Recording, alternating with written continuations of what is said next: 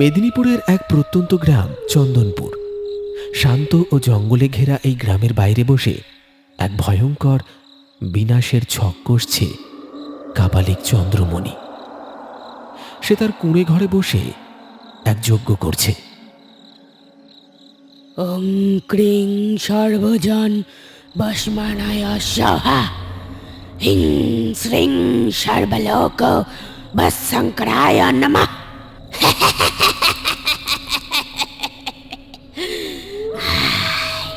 ছুটে আয়, আমার যজ্ঞ সম্পূর্ণ করার জন্য ছুটে আয়।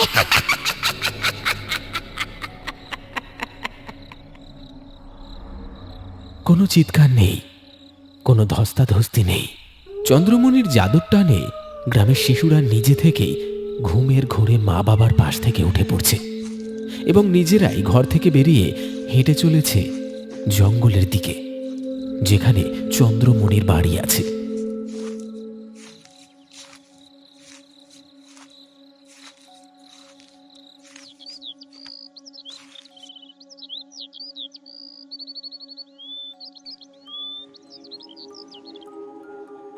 আমার খোকারে কাল রাত থেকে খুঁজে পাচ্ছি না, কোথায় যে গেল সে কিছুই বুঝতে পারছি না। আমার মেয়েটাকেও আজ সকাল থেকে দেখছি না। এ কি অলক্ষণে কাণ্ড ঘটছে আমাদের গ্রামে।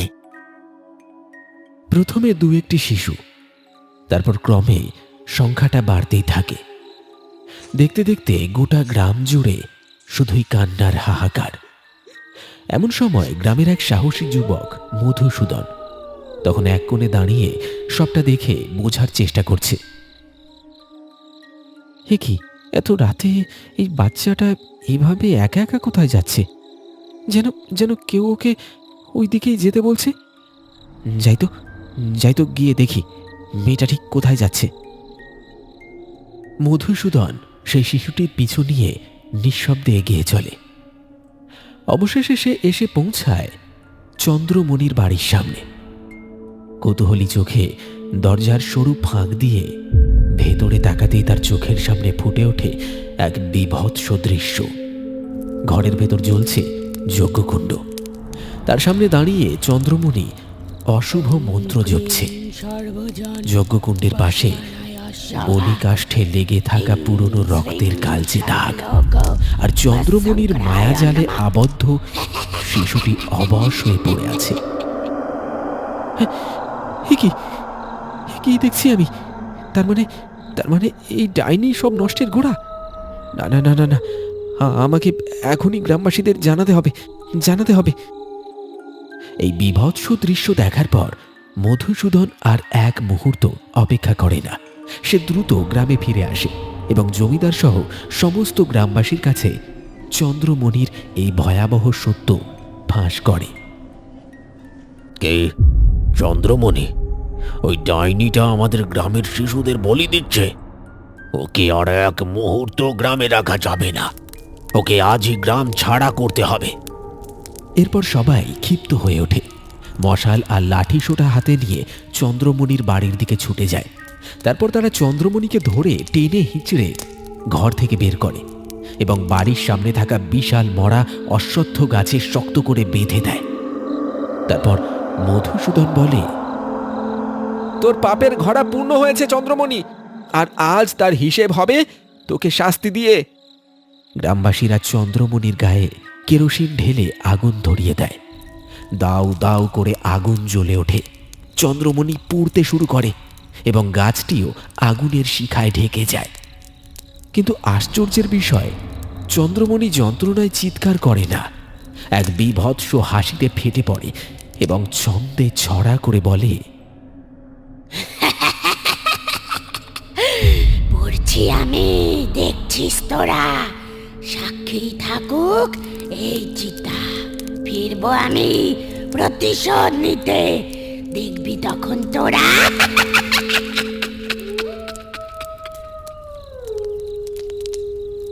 মধুসূদন, আজ তুই আমায় পোড়ালি, কিন্তু মনে রাখিস, আমি যেদিন ফিরবো সেদিন সবার আগে তোর বংশকে আমি নির্বংশ করে ছাড়ব।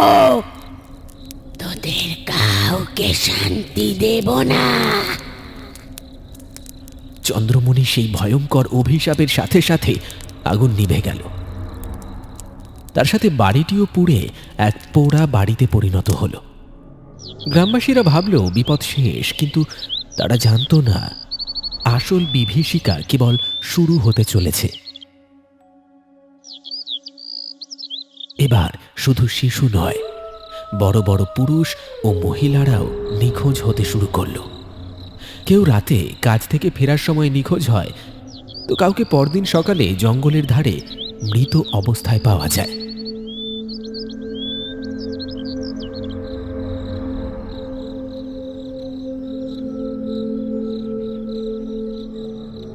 গুরুদেব, আমরা ভেবেছিলাম চন্দ্রমণিকে পুড়িয়ে মারার পর সব শেষ হয়ে গেছে, কিন্তু এখন তো বড়রাও রক্ষা পাচ্ছে না। তোমরা ভুল করেছ মধুসূদন। চন্দ্রমণি মরে শেষ হয়ে যায়নি। আগুনের সেই আহুতিতে সে এখন এক ভয়ঙ্কর ডাইনিতে রূপান্তরিত হয়েছে। সে এখন আগের চেয়ে বহু গুণ শক্তিশালী। এর কি কোনো প্রতিকার নেই? উপায় একটাই, তার সেই পোড়ো বাড়িতে গিয়ে যজ্ঞ করে তাকে চিরতরে বন্দি করতে হবে। চলো আমার সাথে।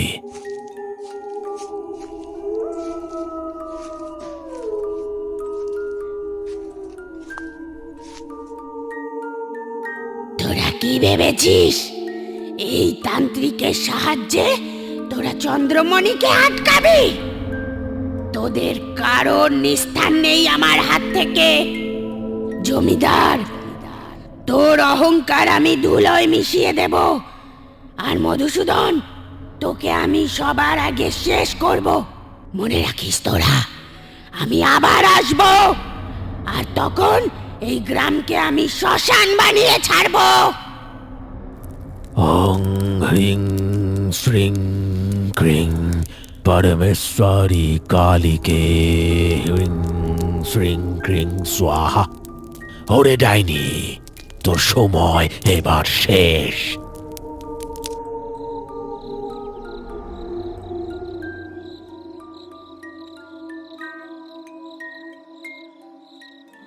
এই তাবিজ আর রক্ষা কবচ ওকে এই সীমানার ভেতর বন্দি করে রাখবে, কিন্তু মনে রেখো, যেদিন এই বন্ধন আলগা হবে, চন্দনপুর আবার রক্তে ভাসবে।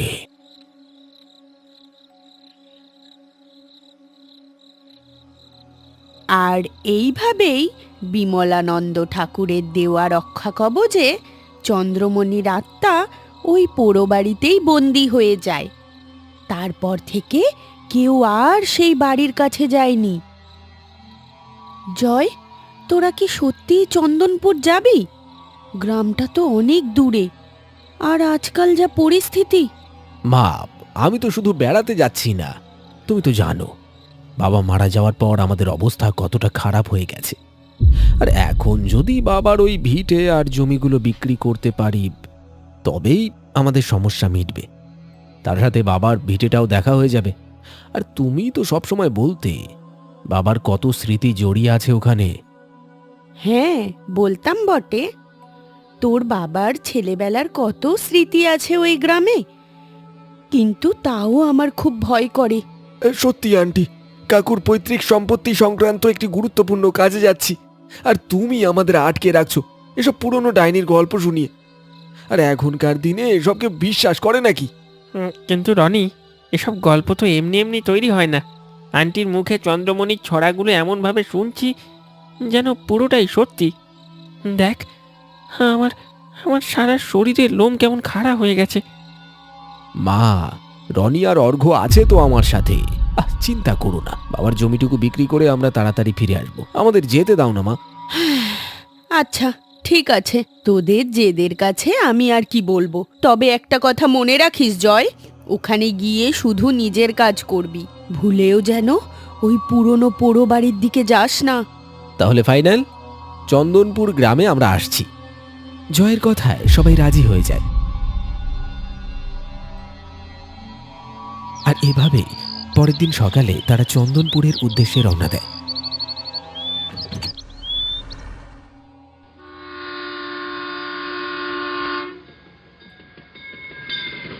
ট্রেনের জানালা দিয়ে বাইরের দৃশ্য দেখতে দেখতে তারা যখন চন্দনপুরের কাছাকাছি পৌঁছাচ্ছিল তখনই ঘটে এক অদ্ভুত ঘটনা।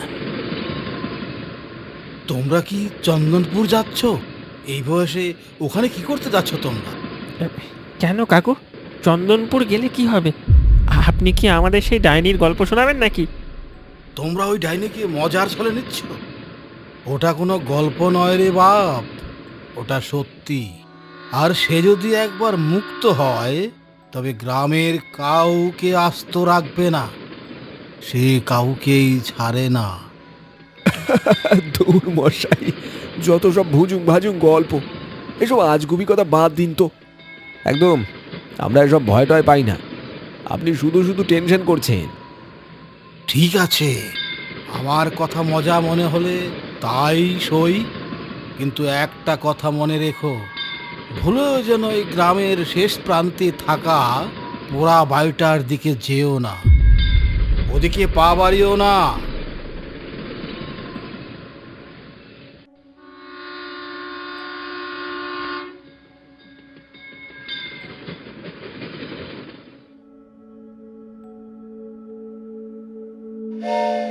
দুপুরের কড়া রোদে তারা অবশেষে চন্দনপুর স্টেশনে এসে পৌঁছাল। স্টেশনটা একদমই ভাঙাচোরা, জরাজীর্ণ। স্টেশনে মানুষের আনাগোনা প্রায় নেই বললেই চলে। ধুর বাবা, এখানে তো কোনো নেটওয়ার্ক নেই, কলও যাচ্ছে না, ইন্টারনেটও আসছে না। আরে বাবা, তোরা গ্রামে এসেছিস, এখানে প্রকৃতির সাথে মেশাটা আসল। এসব নেটওয়ার্ক ফেটওয়ার্ক ভুলে যা।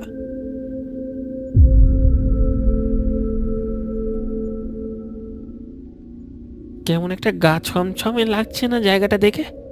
কেমন নিস্তব্ধ পরিবেশ, উপর দিয়ে ভাঙাচোরা স্টেশন, একটা দুটো লোকও নেই এখানে। তোর সব সময় সব কিছুতে ভয় লাগে।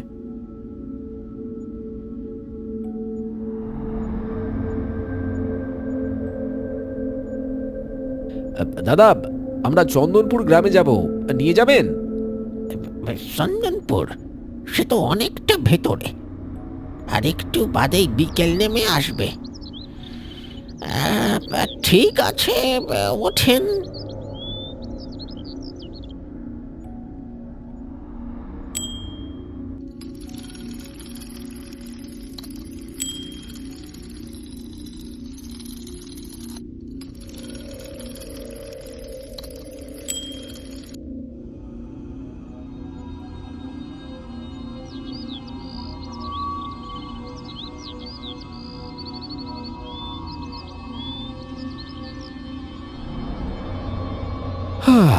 যাক বাবা, শেষমেশ নিজেদের বাড়িতে এসে একটা শান্তি পেলাম। এ জয়, ওই দেখ, ওই দূরে জঙ্গলের মধ্যে একটা পুরনো পোড়ো বাড়ি দেখা যাচ্ছে, একদম ভূতের বাড়ির মতো দেখতে। আরে বাহ, বেশ রহস্যময় তো। চল তাহলে রাতের বেলা একটু অ্যাডভেঞ্চার করে আসি। এই জঙ্গলের মধ্যে এক পোড়ো বাড়ি, ভেবেই বেশ মজার বলে মনে হচ্ছে। আইডিয়াটা বেশ ভালো। চল দেখে আসি তাহলে।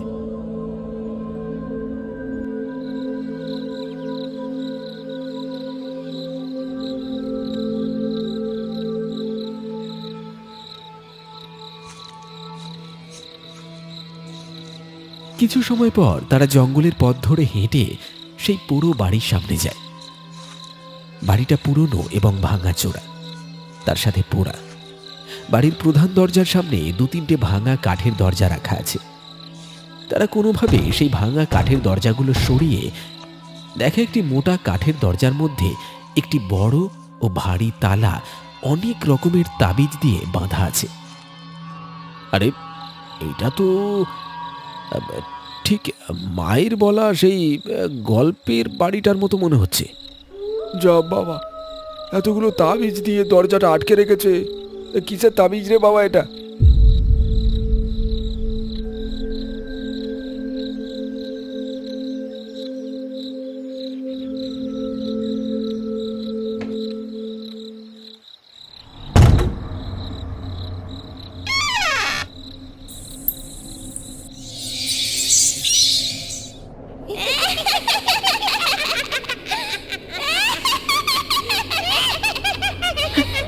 বাবারে, এসব কি হচ্ছে?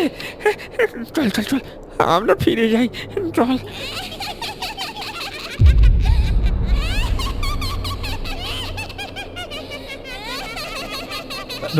চল চল, এখান থেকে চল, চল রে।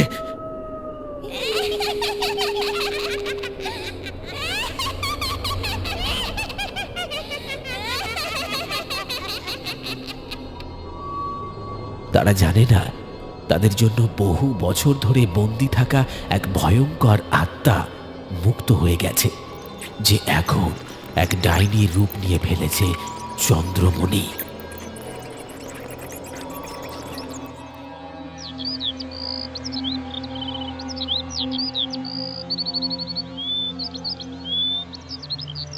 এসব কি হচ্ছে গ্রামে? চন্দ্রমণি মুক্ত হয়ে যায়নি তো? আমি তো শুনেছি নাকি বাচ্চারা আবারও নিখোঁজ হচ্ছে। নিশ্চয়ই ওই ডাইনির কাজ।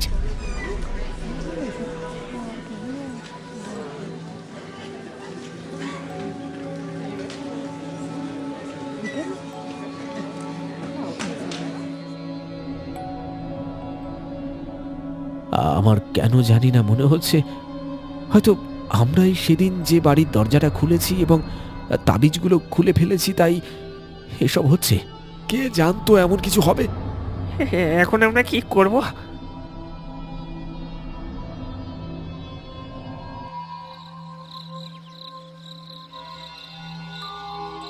তোমরা এইসব কি করলে? জয়, তোমার বাবা এককালে আমাদের প্রাণ বাঁচিয়েছিল সেই ডাইনির হাত থেকে, আর তুমি কি না তার ছেলে হয়ে তোমার বন্ধুদের সাথে মিলে সেই ডাইনিটাকে আবার মুক্ত করে দিলে। আজ তোমাদের জন্যই আমাদের গ্রামে এই সমস্যায় এসে পড়েছে। আমরা ভুল করেছি, তার জন্য সত্যি ক্ষমা প্রার্থী।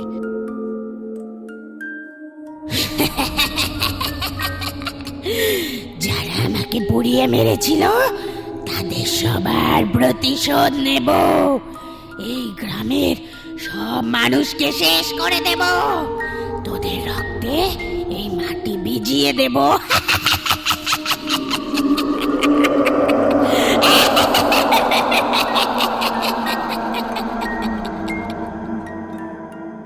না, এটা এটা হতে দেব না আমি। আমাদের ভুলেই ওই ডাইনি মুক্ত হয়েছে, আমরাই ওকে থামাবো। আপনারা ভয় পাবেন না। আমার বাবা যেভাবে আপনাদের রক্ষা করেছিলেন, আমরাও ঠিক সেভাবেই এই আপদ দূর করব। জয়, পাগল হয়েছিস? শুধু শুধু নিজের জীবনের ঝুঁকি নিস না। আমরা সাধারণ ছেলে, তান্ত্রিক নই। ঠিকই বলেছে রনি, গ্রামবাসীদের তো কথা দিলি, কিন্তু ওদের আটকাবি কিভাবে? তুই কি জানিস এর উপায়?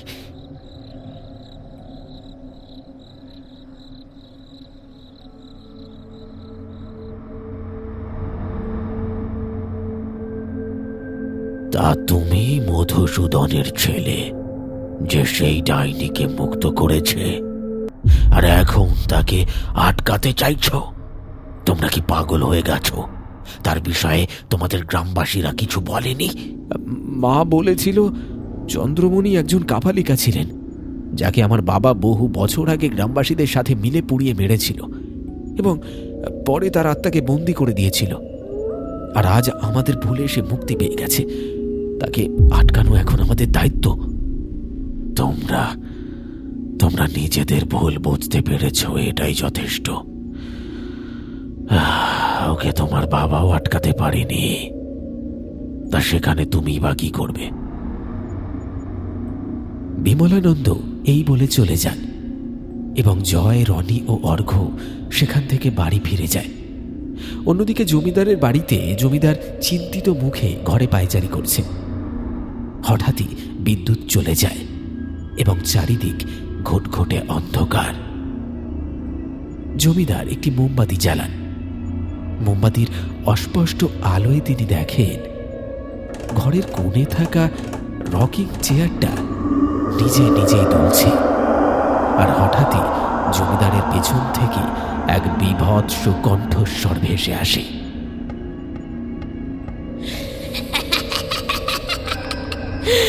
জমিদার, অনেক তো জমিদারি করলি, কালকের বড় খবর হবে তোর মৃত্যু।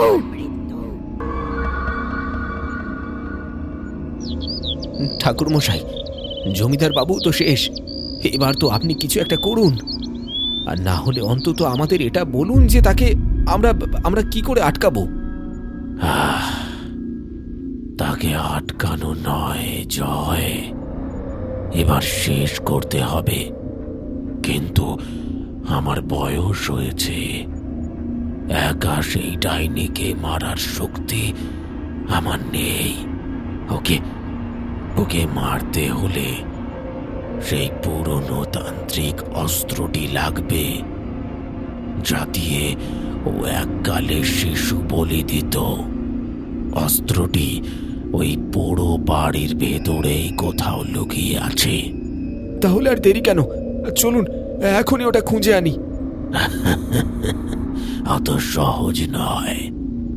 আজ থেকে 25 বছর আগে এক অমাবস্যার রাতেই চন্দ্রমণিকে পুড়িয়ে মারা হয়েছিল।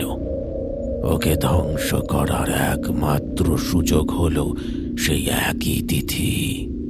ভাগ্যবশত কালকে সেই অমাবস্যার রাত। জয়, আমি যজ্ঞের শক্তিতে ওকে আটকে রাখছি, আর এই অবসরে তোমরা অস্ত্রটা খুঁজে আনো।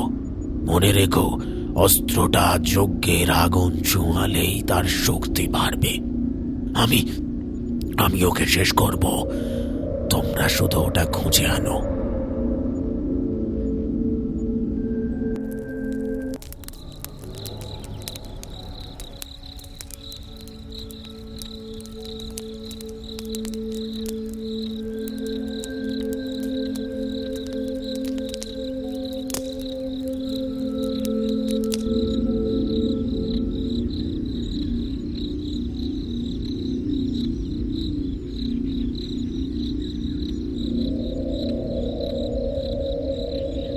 তোদের আজ আমি শেষ করে দেব।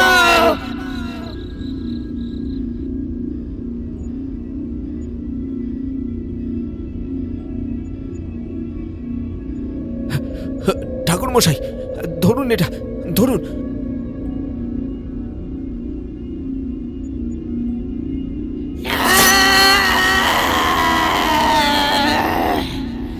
বিমলানন্দ, তোদের কাউকে আমি